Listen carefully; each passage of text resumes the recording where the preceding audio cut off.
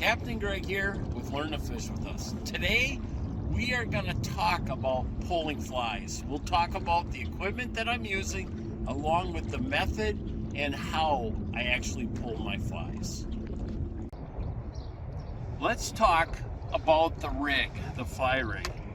Basically, the fly rig, as you can see, my flies are tied on a leader that is probably 7 foot long. So from here, from my three-way, I create a leader down that allows me a quick change to be able to change my weight, because sometimes we just don't know how much weight we need when we're fishing. So that's why I also like having something that allows me to quick change it. Then we go to a good three-way. Then I have a 7 foot leader. What I've done here is I have tied the flies in line. So first fly is probably, I'd say, about 3.5 feet. And then I will go 2 foot, 2 foot. And as you can see here, they're all tied in line. How do I tie them in line? Basically, I'll use a Palomar knot, or I'll actually use a Snell knot. Let's talk a little bit about the rod. So we got a good old bait caster here. Sometimes having a flipping switch is really nice, because as you're going up and down the bank, which we'll talk about, you can click this and it'll automatically let line out, and then it'll click back and it'll actually pop in like here. So on this reel, I actually have to press the button and turn the handle. Personally, like using Fireline on the reel. Really allows me to feel anything that's on the water.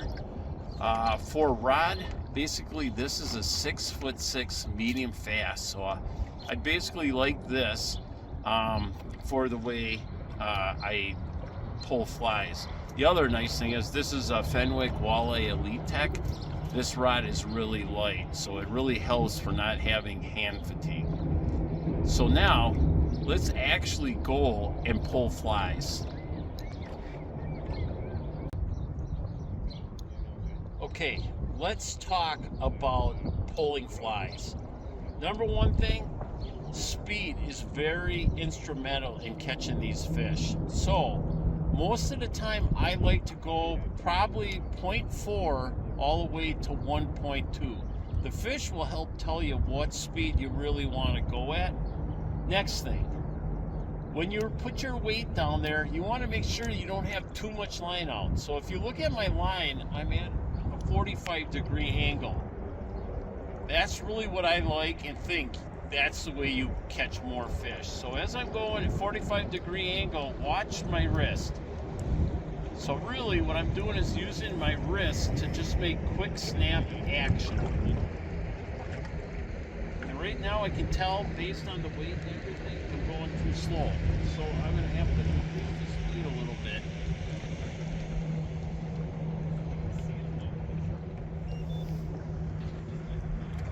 So now we got the speed going. You can see the snapping. What I'm going to be doing is, if we were to look at my locator, you're going to see that I'm going to start out at 16 feet. And what I'm going to do is, I'm not just going to troll upriver. I mean, what you want to do is, this method is for really rivers or places with current. And that's what helps the fly really work.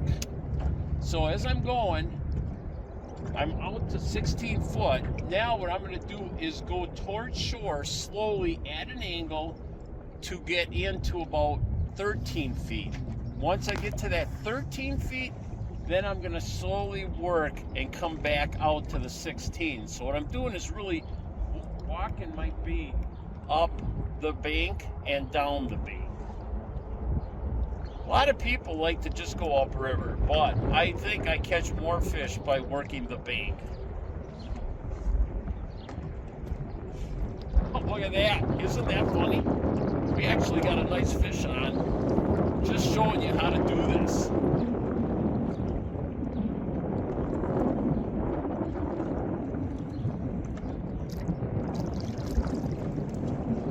Wow, actually hit the first fly. Most of the time you'll catch a lot of fish is when you're actually doing the second and third fly. Look at that, nicely in the corner of the mouth, and look at that. Good old white bass.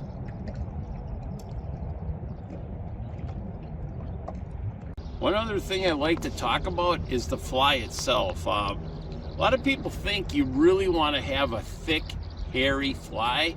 Well, believe it or not, we catch a lot of fish on a small, thin fly. You want to make sure when it goes in the water that it does float really nice. The other thing is, color does matter. I mean, you know, for instance, this rig had blue and white, it had blue and green, and it had an orange and black with some sparkle in it. This was a great rig today. I mean, I caught fish on every one of the flies. So, one of my best colored flies, I would say, is probably red and black, followed by green and blue. But don't let that stop you from using any different color flies. We talked about me having a 3-fly rig. There's many people that like doing 2-fly rigs, and that's fine. So every time I pump, what I'm actually doing is dispersing the flies in the water column, and then hopefully getting a fish to come and hit it.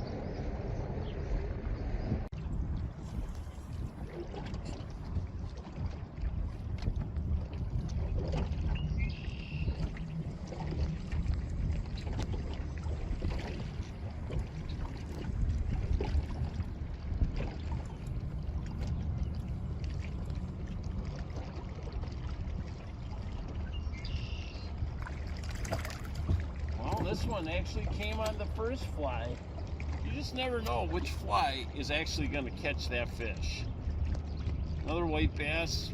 We are looking for walleyes, but right now there's plenty of white bass in the river along with the walleyes.